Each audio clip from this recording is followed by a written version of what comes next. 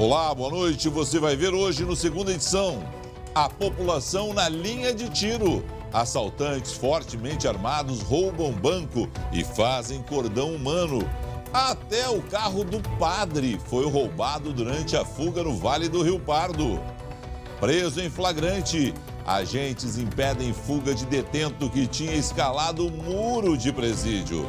Menor de idade mata idosa de 71 anos a facadas depois de discussão por motivo fútil. A Assembleia Legislativa vota amanhã a autorização para o governo privatizar estatais. Governador Eduardo Leite explica o futuro de funcionários da CE, CRM e Sulgás. A polêmica da moringa. Chás e cápsulas da planta popular estão com a comercialização proibida pela Anvisa. O SBT Rio Grande, Segunda Edição, está no ar.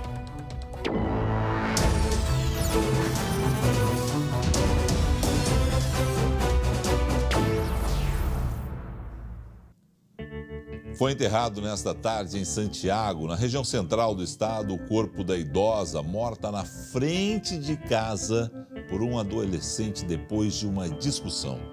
O crime aconteceu na noite deste domingo.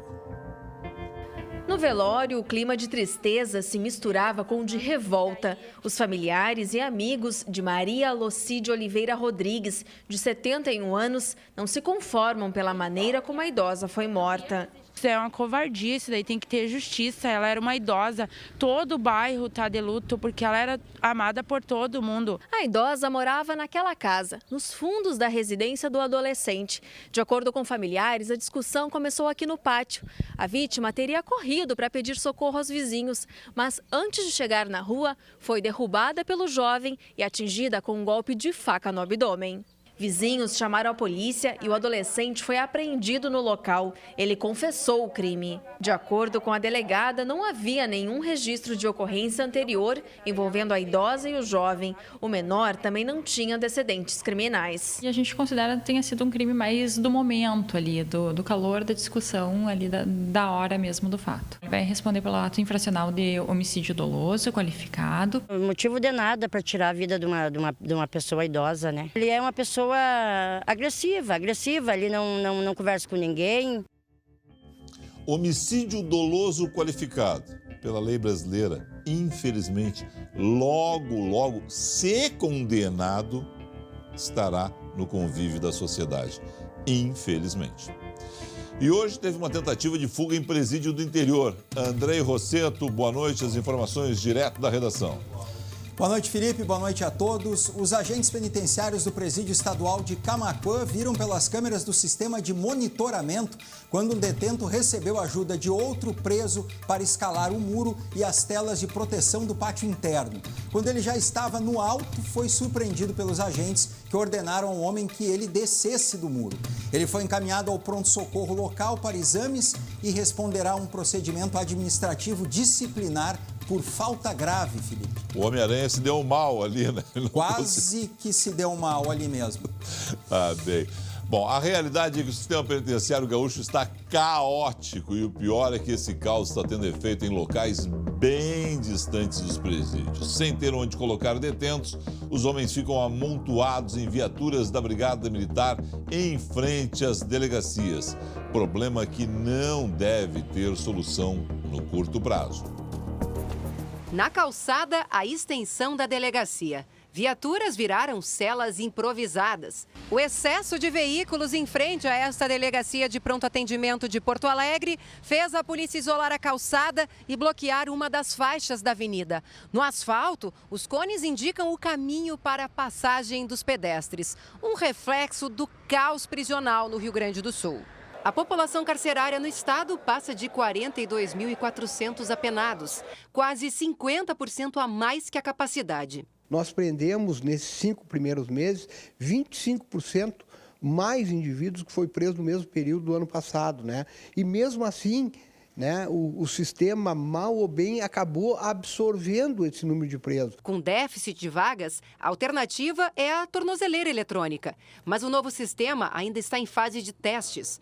Enquanto isso, cerca de 600 presos aguardam o equipamento e estão livres sem qualquer monitoramento. Na última quarta-feira, 2 PMs foram mortos em confronto com traficantes na capital. Um deles deveria estar preso no regime semiaberto, mas acabou em liberdade por falta de vagas e de tornozeleiras. Mas se estivesse com tornozeleira, teria evitado o crime? A tornozeleira é para saber que ele está em casa. Onde é que a droga é vendida? Nos pontos de droga. É vendida exatamente em casa. Então, o político, quando faz uma lei dessa, ele acha que a população é burra. Este especialista em segurança aponta que a falência do sistema prisional de hoje é consequência de um modelo ultrapassado de combate à violência. Para ele, é preciso um plano mais amplo. Nós precisamos presídios de melhor qualidade, né, humanizados, adequados e com os controles necessários, que hoje nós não temos nenhuma coisa nem outra, mas é uma ilusão achar que só a quantidade de presídios vai resolver o problema da violência. É necessário um conjunto de outros programas para desmontar essa cultura, essa onda da violência, desmontar as facções. A respeito do início do vídeo mostrado da reportagem da Luciane Coleman, eu não me convenço que o estado do Rio Grande do Sul, com tanto prédio público desocupado, não tem um local para fazer pelo menos de passagem para esses bandidos que ficam ali colocando em risco a população e piorando o trânsito da Ipiranga, que já é ruim normalmente, vou te dizer, hein, ó. Em Canoas, parabéns à Guarda Municipal, 2 ladrões de estepes foram presos. As câmeras de monitoramento da cidade flagraram as ações. 3 ações foram flagradas pelas câmeras de monitoramento da cidade. A primeira aconteceu no dia 13 de junho. Os ladrões param um carro branco atrás desta EcoSport. Eles destravam o veículo e abrem o porta-malas. Depois pegam a chave com o segredo dos parafusos e removem a trava. Em seguida, retiram o estepe e fogem.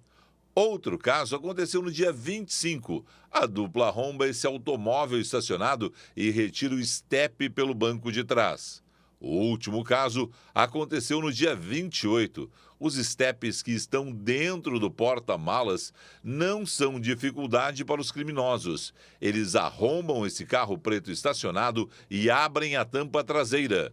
Pelas câmeras, os agentes identificaram o carro branco usado pela dupla nos 3 ataques. Na última sexta-feira, quando o carro foi visto na rua Silva Paz, uma guarnição foi enviada ao local e os 2 foram presos em flagrante. Eles já têm antecedentes por lesão corporal, homicídio e tráfico de drogas. E mesmo preso, logo também vão estar de novo roubando, porque a lei brasileira, vou te dizer, rapaz. Falando na área policial ainda, 70 policiais em 30 viaturas e um helicóptero são usados nas buscas à quadrilha que assaltou uma agência do Sicredi em um distrito rural de Santa Cruz do Sul. Pelo menos 4 bandidos encapuzados atacaram esta agência do Sicredi por volta da 1 da tarde. Vídeos mostram a ação dos criminosos que estavam armados com fuzis. A ação durou cerca de 15 minutos. Cerca de 10 funcionários e clientes que estavam dentro do prédio foram obrigados a vir aqui para o meio da rua e formar um cordão humano. Uma estratégia dos bandidos para se proteger num eventual confronto com a polícia. Distrito de Santa Cruz do Sul, Monte Alverne possui menos de 5.000 habitantes. O subprefeito ouviu a gritaria. E o assaltante ali no meio, dando tiro e gritando e... Sim, a gente ficou imóvel, o que fazer, né? Foi muito triste, durou em torno de 15 a 20 minutos, né? As marcas dos tiros nos prédios da pequena localidade mostram a violência do assalto. Um susto para os alunos desta escola, que fica a menos de 1 quadra de onde aconteceu o ataque. Essa primeira sala de aula aqui, os alunos e o professor ficaram deitados dentro da sala pelo perigo que se tinha, né? Então eles logo se deram conta que a coisa estava muito mais perigosa do que qualquer outra, eles permaneceram deitados dentro da sala até que houve um alívio depois para poder sair de novo. O bando levou uma quantia de dinheiro ainda não divulgada. Um morador ficou levemente ferido após levar uma coronhada na cabeça. Na fuga, os assaltantes levaram 2 reféns, liberados em seguida sem ferimentos. O carro usado no roubo foi abandonado e incendiado. A quadrilha iria fugir neste outro veículo, mas decidiu roubar o carro do padre Irineu, que passava pela estrada naquele momento. Junto à ponte de Monte Alverne, tinha um carro atravessado. No primeiro momento, a ideia era de acidente que tivesse acontecido.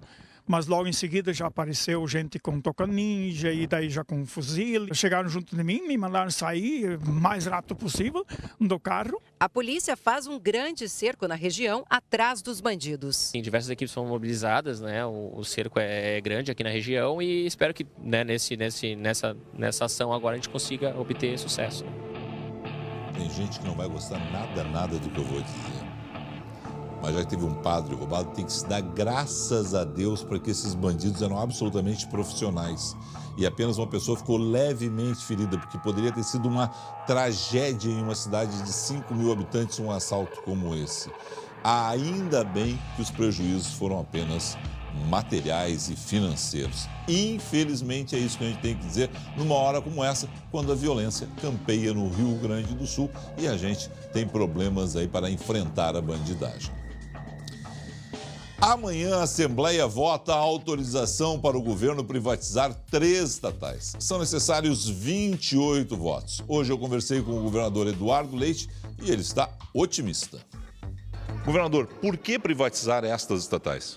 Tem pelo menos 2 grandes justificativas. Uma de questão fiscal, o Estado precisa das privatizações para viabilizar a adesão ao regime de recuperação fiscal junto à União, que vai nos permitir encaminhar soluções para o desequilíbrio financeiro do Estado com o não pagamento da dívida. Tem a questão fiscal que envolve a própria dívida de empresas com o Estado, é o caso da CE, que tem uma dívida de mais de R$1 bilhão em ICMS junto ao Estado, então é um problema da empresa do ponto de vista de ordem financeira que afeta o Estado. Mas tem também uma questão econômica, Felipe, que é justamente a necessidade de nós viabilizarmos nesses setores de energia investimentos com parceria do setor privado para atrair novos investimentos. Então, os investimentos que a iniciativa privada terá que gerar nesses setores, nos contratos firmados nas áreas de distribuição de gás, distribuição de energia, por exemplo, vão ajudar a alavancar outros investimentos privados para gerar emprego e renda no nosso Estado. Como ficam os funcionários após as privatizações?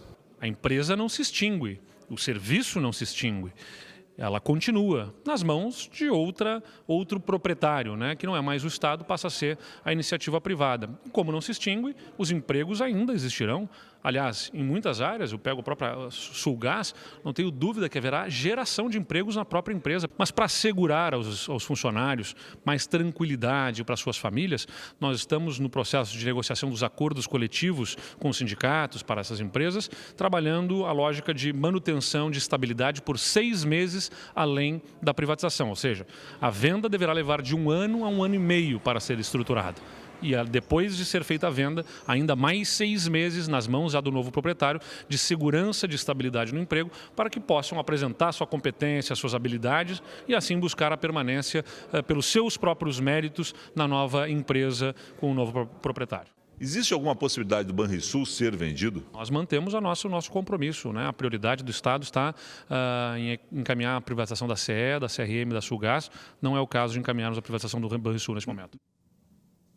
O governador não fala em números, mas o governo tem votos suficientes para aprovar o projeto amanhã. Mas por que privatizar?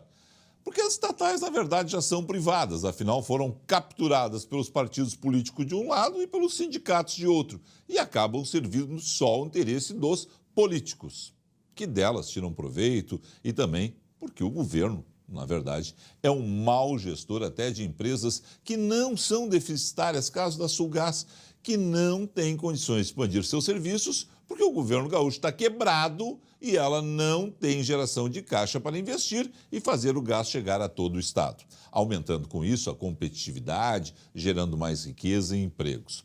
Olha o exemplo da CE, deve bilhões de reais em ICMS para o governo, dinheiro esse que falta ao próprio governo para colocar em dia, por exemplo, o salário do funcionalismo e gerar novos investimentos. Resumindo, o governo cuida do que não lhe compete, do que a iniciativa privada pode fazer gerando emprego, renda, pagando os impostos e não cuida do que deveria cuidar: educação, saúde, segurança e justiça. A Agência Nacional de Vigilância Sanitária abriu consulta pública para ouvir cientistas sobre a segurança do uso da moringa oleifera em alimentos. Tudo para avaliar se será mantida ou não a proibição da fabricação, comercialização e distribuição dos alimentos que contenham a planta.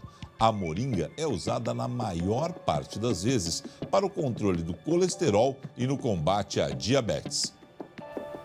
Há 2 anos e meio, Alcides investe na produção de moringa oleífera em Venâncio Aires, na região central do Rio Grande do Sul.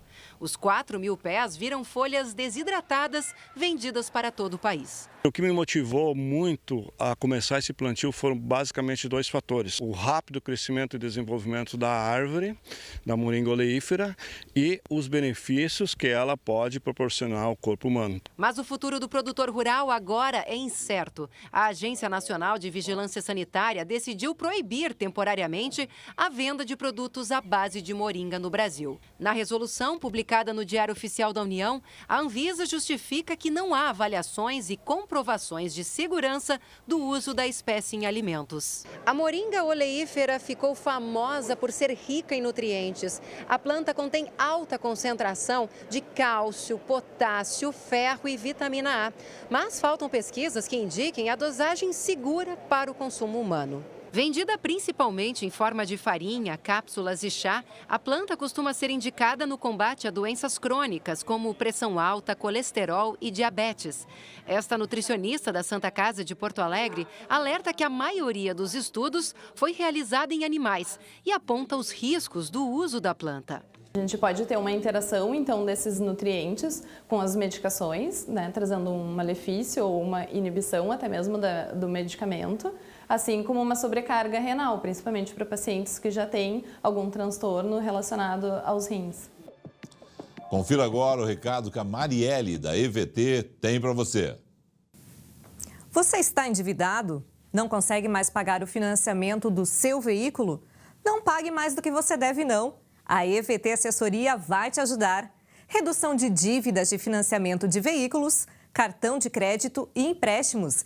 Ligue agora, olha aqui na tela, é o 51-3391-3852 ou mande mensagem pelo WhatsApp 51997702864. Eu repito, é o 3391-3852 ou o WhatsApp 997702864.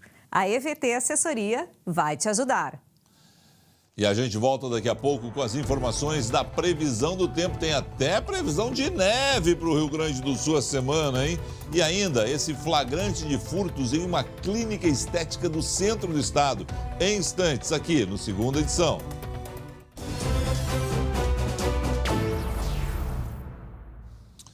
Voltamos com mais informações da redação. Uma loja no centro de Venâncio Aires foi furtada. Andrei, foi um crime naquele base do jeitinho, Andrei. Pois é, Felipe, depois de arrombar a porta do estabelecimento, o ladrão rasteja para dentro da loja. Olha assim, só. ele conseguiu fazer com que o alarme não fosse acionado, Felipe. O comparsa ficou na porta cuidando da movimentação e dando cobertura para ele que estava lá dentro. Eles levaram 2 celulares e quase R$ 1.500 do caixa. O arrombamento aconteceu por volta das 13h20 da madrugada de domingo. Um cliente viu a porta arrombada e chamou a polícia. Os assaltantes ainda não foram localizados, Felipe. Agora o cara é bom, hein? Ele rasteja rapidinho, o cara tá bem preparado fisicamente. Isso, é fininho. Olha ali, rapaz, agora ele vai acelerar ali, que eu vou te dizer ali, ó. Ele pegou o embalo e vem. A imagem não está acelerada. Tem habilidade. O cara, vou te dizer. Bom, André, em Santa Maria também teve ladrão dando prejuízo ao comércio. Foi uma clínica de estética, Felipe. Ele tira a grade da janela do banheiro, quebra o vidro e entra no local. As imagens mostram o bandido vasculhando as gavetas. Ele foge levando o notebook, tablet e um celular. Quando soube do arrombamento, a dona foi até o local e reconheceu o criminoso atravessando a rua. O irmão dela deteve o bandido. Por sorte, uma viatura da Brigada Militar passava pela região e viu a movimentação. O ladrão, de 33 anos, acabou preso. Ele confessou o crime, mas disse que já havia repassado os objetos. A clínica fica na Avenida Borges de Medeiros, em Santa Maria. Essa ocorrência é de ontem à noite, mas, segundo a proprietária, o mesmo homem aparece nestas outras imagens, furtando uma televisão no dia 12 de junho. Ousadia, Felipe, pela certeza da impunidade. Essa seria a terceira vez que ele furta objetos do estabelecimento. Ou seja, dia 12 de junho, ele foi preso. Depois desse roubo, dia 12 de junho, ele foi preso. Aí, como tem o drive-thru, né? Ah, não, mas olha só, foi só uma televisãozinha, não teve nenhuma violência e tal. Não teve violência porque não era a casa do pessoal que vai analisar o caso lá, dos juízes que vão analisar o caso, né? O cara roubou lá, aí pegou e disse o seguinte: não, libera. Aí o sujeito vai, bom, já que eu tô liberado, vou lá roubar de novo, é isso. É fácil, né? Tá fácil, né? Tá fácil. Tá fácil, tá muito fácil. Andrei, tá preparado aí para colocar casacos e mais casacos, pegar os teus esquis e esquiar na neve? É bom todo mundo se preparar, viu, Felipe? Porque amanhã a massa de ar polar toma conta de todo o território gaúcho, com previsão de frio intenso já no amanhecer. Há risco de formação de geada e temperatura negativa em trechos da Serra Sudeste. Vamos aos mapas. Em Santa Rosa, o dia inicia com termômetros na casa dos 6 graus e máxima na cidade não passa dos 17. Caxias deve ter mínima de 5 graus e um dia de sol, com alguma chance de chuva esparsa. No centro do estado, faz 4 graus nas primeiras horas do dia e a máxima será de 17. Em Porto Alegre, o dia começa ensolarado e frio, mínima de 4 graus ao amanhecer. À tarde tem aumento de nuvens e não se afasta a possibilidade de chuva isolada à noite. Na quarta-feira, teremos a chegada de uma nova e intensa massa de ar polar ao estado. O frio vem para ficar e a meteorologia prevê que teremos geada e até neve em alguns pontos do estado na sexta-feira, Felipe. Então, temos possibilidade de neve esse final de semana. Provavelmente estarei lá para o SBT Brasil, provavelmente. Ah, tá. Mas vai levar esqui, tu acha, ou é só para dar uma... Nós somos os famosos caçadores de neve, Felipe. Tchau. Tchau, boa noite a todos. Vai caçar neve, que maravilha. Obrigado a você pela sua audiência. Mais notícias locais, amanhã 11h40 com Marcelo Chemalli. Na sequência tem a Débora de Oliveira. Fique agora com o SBT Brasil. Tchau.